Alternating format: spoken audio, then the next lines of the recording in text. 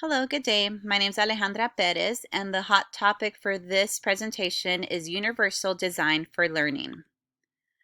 Today's agenda, we will discuss what is UDL, what is accessible learning, the three principles of UDL, questions to ask, curricular barriers, and UDL and teaching. What is UDL? UDL is an educational framework based on the recognition that students learn in different ways. It makes the classroom more accessible for all types of learners by considering students' different needs and learning styles. It provides curricula and activities that allow multiple ways for material to be presented and various ways for students to demonstrate their understanding. Here's a breakdown of UDL. The U stands for universal, which is curriculum that could be used and understood by everyone in the classroom. The D stands for design. Design the classroom to be flexible and accommodate every student with or without disabilities.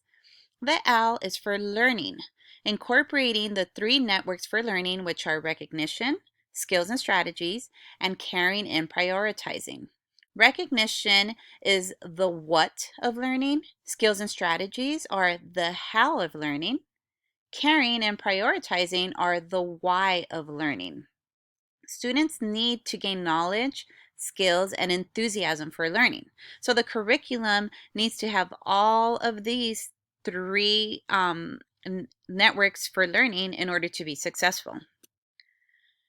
A quick background information on UDL is what influenced the creation of it. UDL was created as a result of the Americans with Disabilities Act of 1990. The goal of ADA was to make public places and buildings physically accessible to everyone. For example, the curb cutouts on sidewalks and the ramps to enter and exit buildings make public places accessible to everyone. Therefore, UDL wanted to do the same with education. The goal of UDL was to make learning accessible to everyone. Why is accessible learning important? It's important because children perceive information differently. Students bring different backgrounds and experiences into the classroom. Some students come with little to no exposure to books. Some speak different languages at home. Some have disabilities like sensory impairments involving vision or hearing or learning disabilities. The point is, accessible learning is important because no single strategy will work for every student. How can you implement UDL in the classroom then? It's very simple. You start by asking questions. You ask, what is my goal? What do I want my students to know and care about? Once you understand what your goal is, then you ask, what are the barriers in the classroom that might interfere with my diverse students reaching these goals? Now, curricular barriers are barriers that affect students' ability to access and learn content. There are a million barriers that can happen in the classroom. Here's an example of one. If the teacher only uses a textbook to teach the content, students who have difficulty with reading and comprehension will find it difficult to learn the content.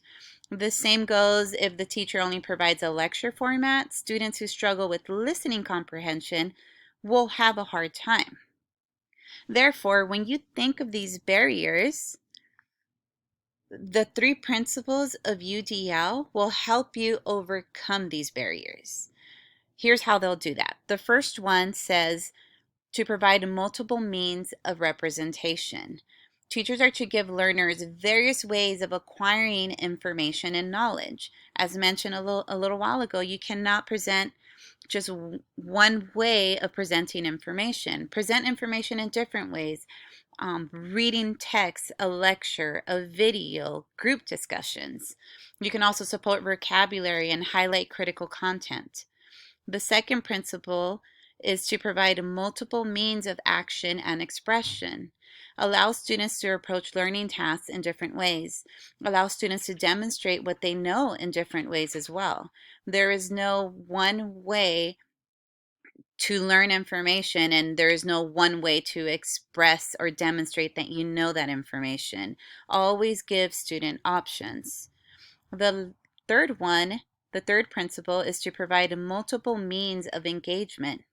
Create assignments with interactive activities and group discussions. Tap into students' interests, offer appropriate challenges, and increase motivation.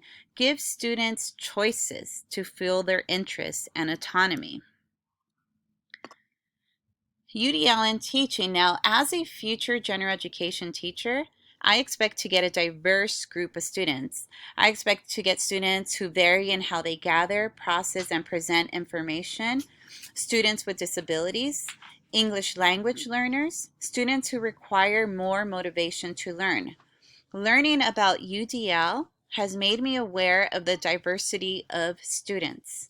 UDL has taught me the importance of providing students with various ways of presenting the content, offering multiple alternatives to demonstrate how they know the content, and ways to motivate and challenge learning. How will I use UDL in the classroom? I will start by asking myself, what is my goal? What do I want the students to know and care about, and what are the barriers that may get in the way?